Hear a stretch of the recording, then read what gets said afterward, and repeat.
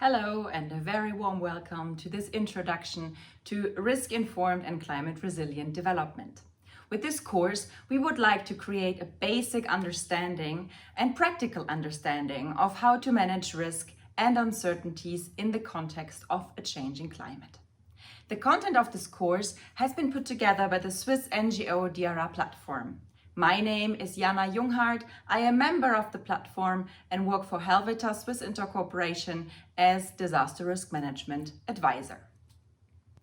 Who is the Swiss NGO DRR Platform, you may wonder? We are a network of 20 Swiss-based non-governmental organizations working on climate and disaster resilience. The goal of this network is to foster a common understanding on how to best integrate disaster risk reduction and climate change adaptation into programs and projects. Ultimately, we aim to increase the resilience of communities that we work with.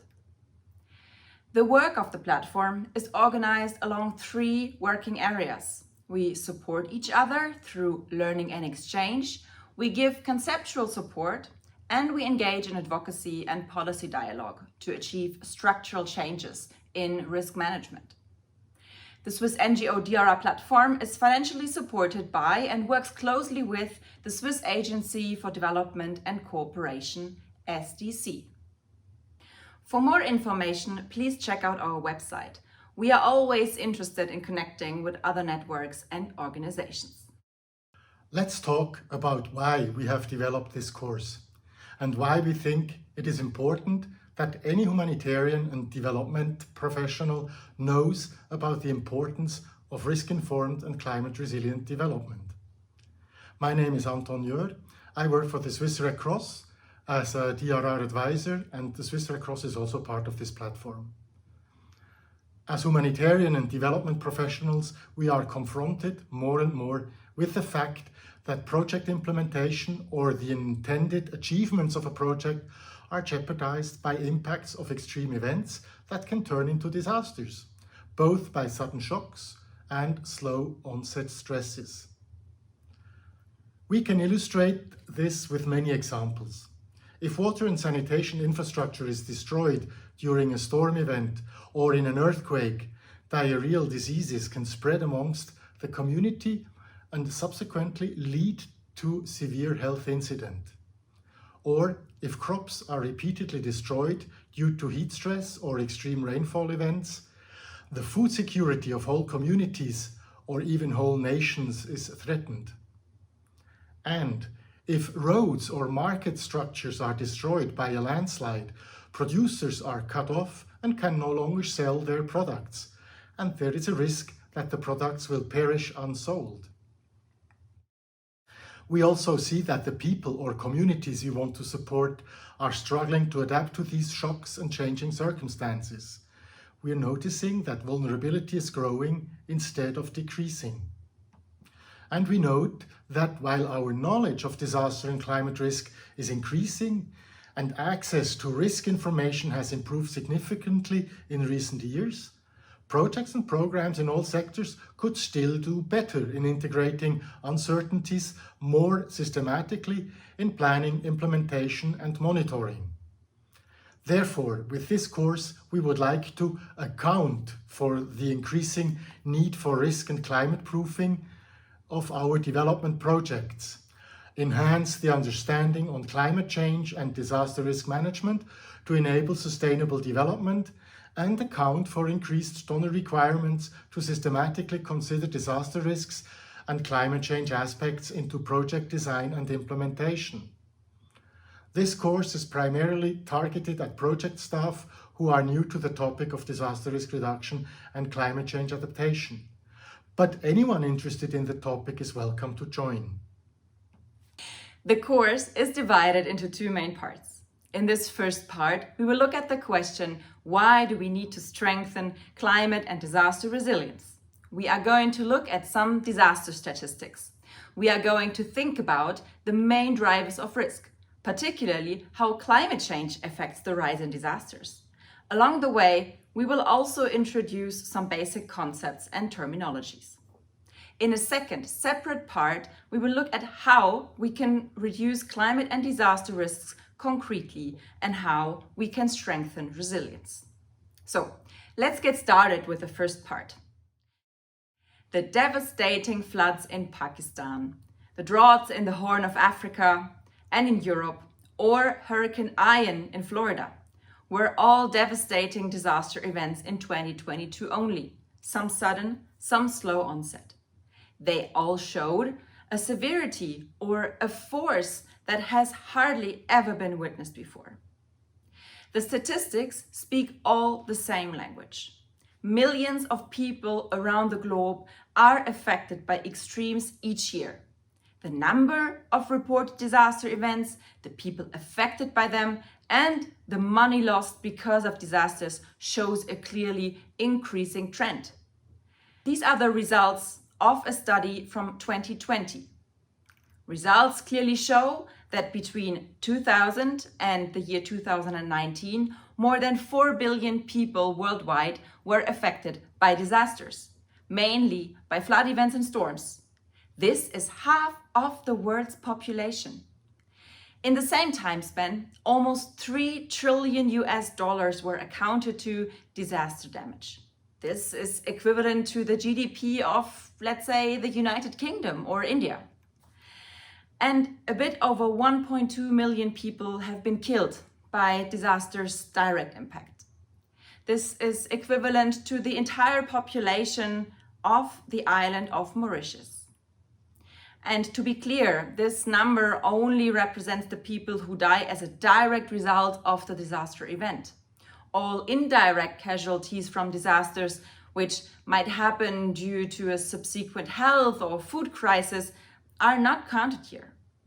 Neither are all of the people affected by small-scale disasters, which do not make headlines. If these were counted here too, the number of people would rise significantly. What also becomes apparent from the report is that economic losses are mainly concentrated in high-income countries. And on the other hand, the casualties, human cost of disaster, so to speak, mainly affect the people living in low and middle-income countries. If we compare these numbers to the 2 decades before, meaning the time between 1980 and 1999, we can see that the number of disasters has almost doubled. And whilst the number of casualties has luckily slightly decreased overall, the number of people affected, and particularly the economic losses, have increased considerably. So, what is the reason for this increase in disaster events, you may ask? One of them certainly is the rise in temperature, hence the impact of anthropogenic climate change. We currently stand at a global average temperature increase of 1.2 degrees Celsius compared to pre-industrial times.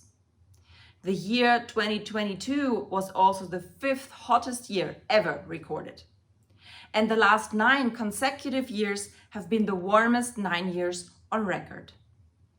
Today, in 2023, the connection between climate change and the increasing risk for disasters is no longer contested. And a decade ago, in 2012, the IPCC, which is the Intergovernmental Panel on Climate Change, in their special report on managing risk for extreme events, gave scientific evidence that a changing climate leads to changes in the frequency, intensity, spatial extent, duration, and timing of extreme weather and climate events, and can result in unprecedented extreme weather and climate events. So this we know for quite some time now. And this statement becomes more evident when depicting the types of disasters that occurred over the past 40 years. Whilst geophysical events, earthquakes or volcanic activities, represented by the purple bar in the graphic, are relatively stable, the increase in weather-related events such as floods, storms, or extreme temperatures, represented by the blue, green, and red graphs, are clearly on the rise. Over the past 20 years, weather-related events have accounted to 90% of all major disasters. This is a good moment to get familiar with some basic definitions For example, the distinction between weather and climate and the meaning of climate change. The difference between weather and climate is a measure of time. Weather describes short-term natural events, such as fog, rain, snow, blizzards, wind, or thunderstorms, in a specific place and time. Climate, on the other hand, characterizes the average weather conditions for a particular location over a much longer period of time, usually for a 30-year time frame. Climate change refers to long-term shifts in temperatures and weather patterns. These shifts may be natural, such as through variations in the solar cycle.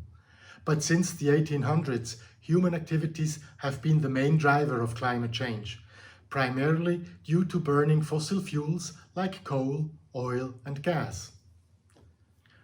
Back to the 2012 IPCC Special Report on managing risk for extreme events.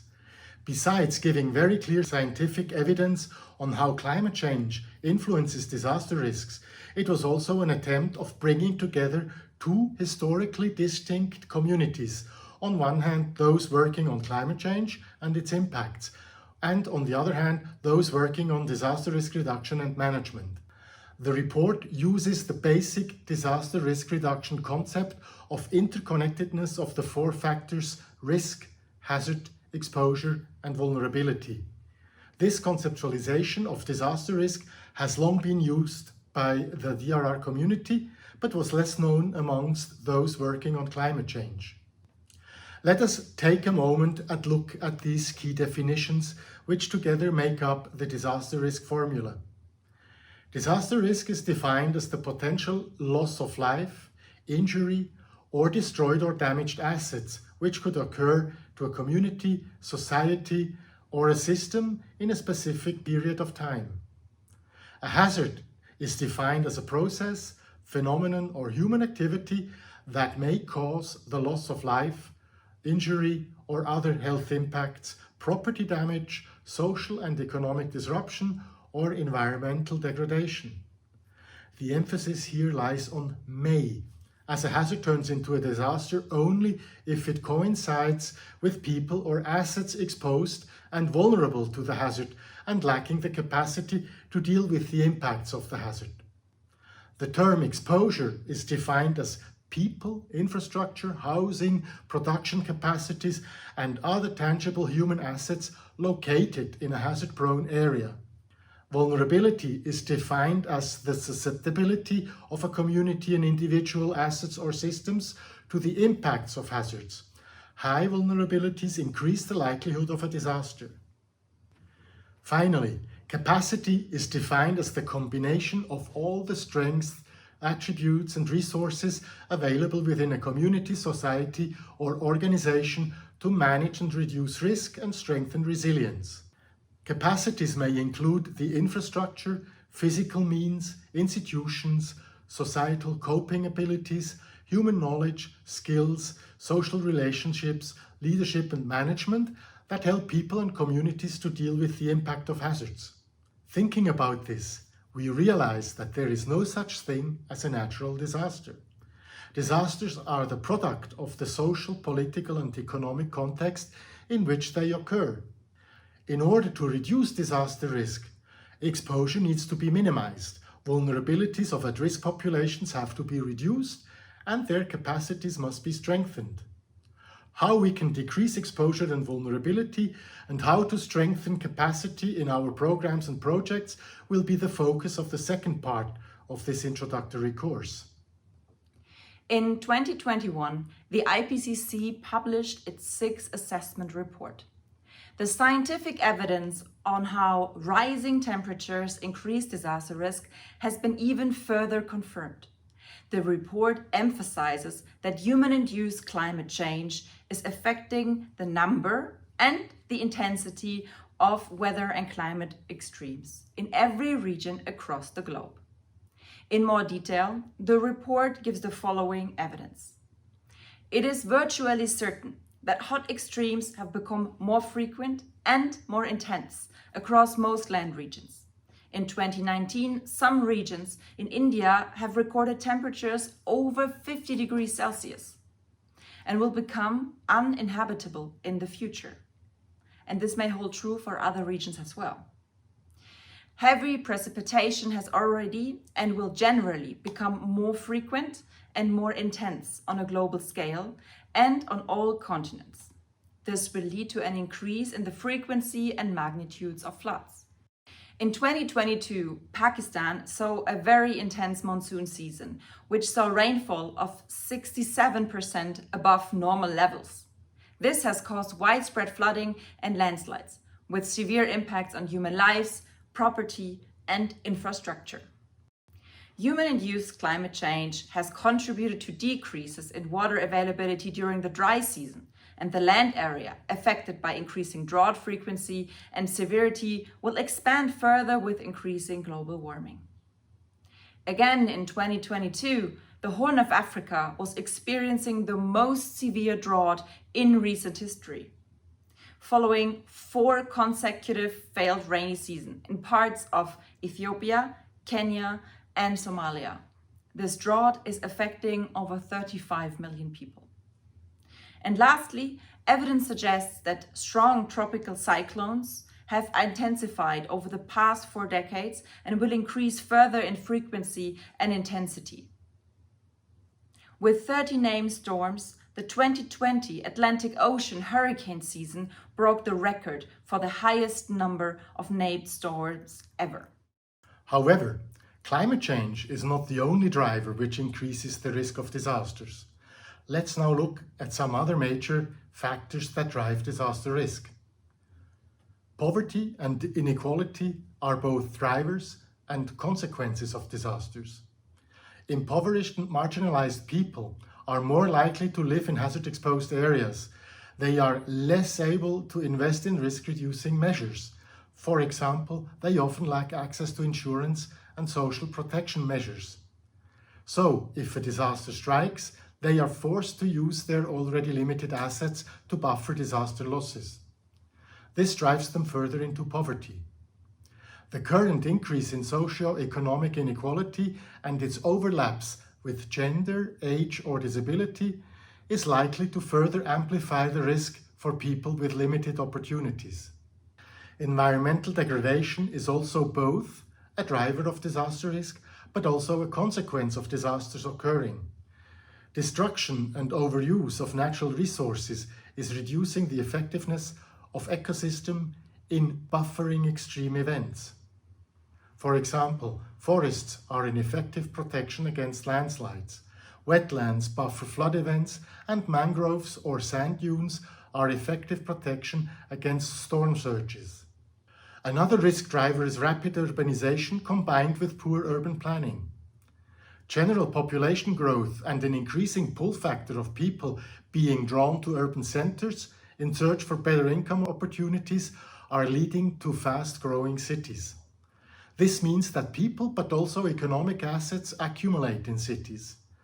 When urbanization is rapid, poorly planned, and takes place in a context of widespread poverty and inequality, it leads to an increase of disaster risk in urban centers. And it is again the poor and marginalized who live in areas of higher exposure. And finally, weak governance reinforces all the aforementioned risk drivers. Disaster risk governance refers to the specific arrangements that societies put in place to manage their disaster risk. To ensure effective disaster risk reduction and management, we need strong coordination across different sectors and increased disaster response capacity at the local level. An example of disaster risk governance is the adoption and strict enforcement of a seismic building code in an earthquake-prone area. Ideally, this is accompanied by appropriate preparedness measures, which are locally adapted and known by the community, so they can take appropriate measures to protect themselves in case of an event. The various risk drivers as presented above, and including climate change, are all interlinked and reinforcing each other. And with this, we would like to close the first session. Here are a few concluding remarks. Natural hazards do not have to turn into disasters, and there is no such thing as a natural disaster.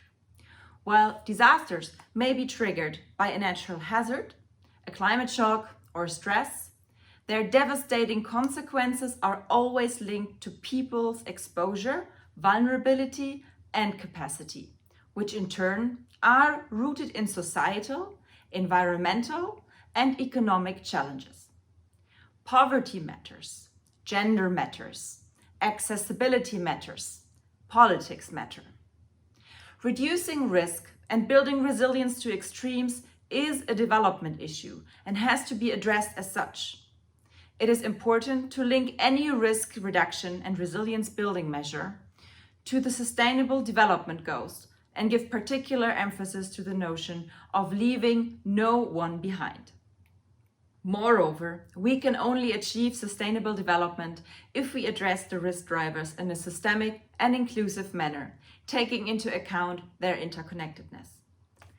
Climate change mitigation and adaptation, as well as disaster risk management, are not sectors, but outcomes that are relevant across sectors. Besides supporting developing nations in adapting to climate change and building resilience, it also requires the developed nations to immediately act on ending the use of fossil fuels and the uncompromising implementation of the Paris Climate Agreement. If we don't, we risk socio-economic development being set back decades. Reducing risks and building resilience to climate change and beyond is an investment in everyone's future. We would like to thank you for your attention and invite you to also watch the second part of our short introductory course. There, we will be looking at concepts and strategies, how we can reduce disaster risk and how we can address this in our programs and projects.